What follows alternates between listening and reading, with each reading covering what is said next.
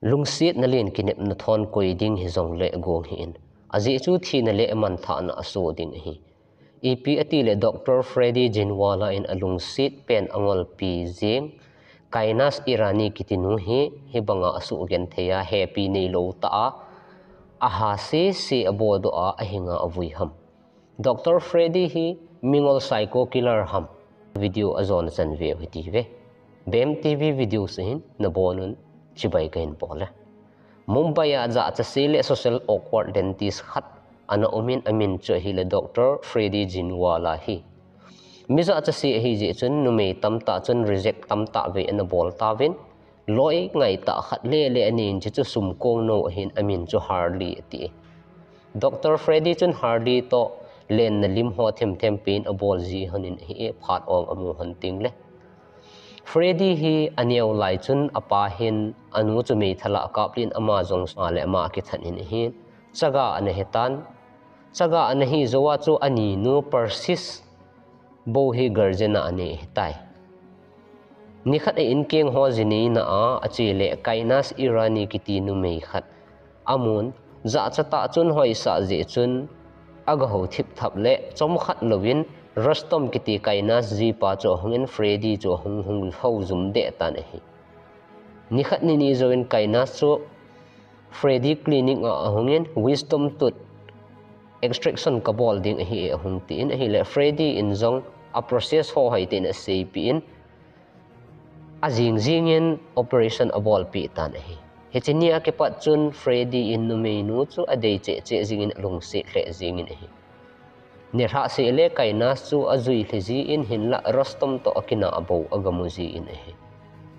nikhat chu Freddy in kainas chu akowin surgery recheck dinga anga ya hi in hija chu nahung do theile hung do in ati in hi le me am so abang jeng tan Freddy hinge in tetin Raymond to kainas zong Freddy chu a ina adel lut thanin avo hanin a hi le kot hung ki kiwin police hung tai Freddy in ahung khat cha tapon photo hoyong adilit gam tan hi iti ba dihang Freddy in kainas in kot duplicate chabi anein zan khat ane hon la anesthesia a i mut min hon phana evidence se gal ngam doi ki vo ki banga chu a phone hona adilit chai hatai police ko ma zo se hi hon tan he Raymond to kainas zong Freddy lo ka chan e inin alut hanin Freddy best friend hardly sumkong no chu agudo hanin akot bula mei chang khat akoi ron tan Freddy in false eyes witness plan agong tan he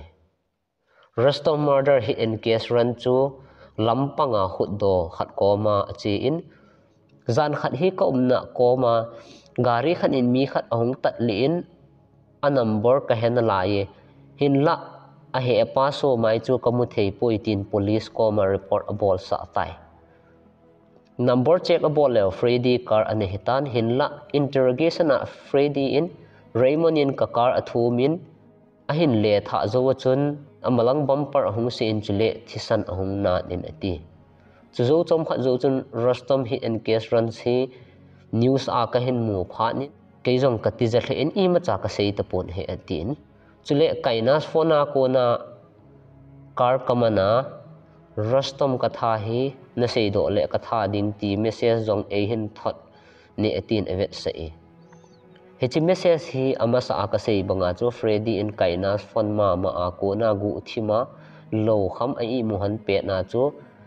kainas phone ko na ama phone aki thot he chu to thanin Raymond to kainas jong Freddy ina alut hon ko na mei chang ada ra hon jong chu CCTV footage jong avet sa tan he Freddy in kainas le Raymond call abolin police ko ma evidence kapi lut he tai ka ina na lut hanin a footage hoyong chu abona police kut na di hetai hezi chun zela kumsom le li na hon sangin karjat na ka farmhouse a hin hung hanin lang ngai dam hung ki thum hanin aji chu keiwang thil thupi ta de ka he poi sorry tia na hung taw han ding tia kana sei jeng a hin na hung bol han le cash withdraw ka bol ding a hi tin chule suitcase khat lung si te ni hin choi pi hanin kanu von farmhouse a ko na kapo thading a hi in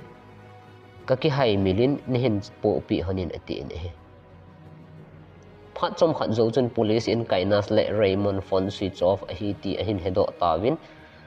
a in hana a che wa hi le koima tapon CCTV footage avet leo kainas le Raymond in suitcase len ta khat akai hana awa do han chu amovin aza mang hon hetai ati tawin he langkhana kainas le Raymond in Freddy hi farmhouse a tha den ding ti zo agon hon hin la Freddy la zon chi ma jingin tha den de le mala la kainas to Raymond hi ani ni a amat tuma hen tuma torture hen bol hetai anesthesia beya aha hon chu asil changa abodo he ngai lut na nei lo ta he ti ta banga sa torture abola ani hona tha he farmhouse nung langa chun vui khu chom che a vuin a vui khu hon ke ka chun alumin han sewin om tai thusima kona ekizil diu chu mi hin hoset na thei khomin mi kinep sa hin chule lungset na hlem chan hi thi na thei khop hi chukit le koi chung hi zong le kinoi se boldan koi I to bang mi ki so thei ham ti na hepoi aji chu nang pathin na hepoi na comments ungei ta ho la lung thlai ta ho chuting la nei ngai lut naw ho ki pa na sim zo lo ka hin phonge ka video hung kiting le ki moto ki taute he chi ka ading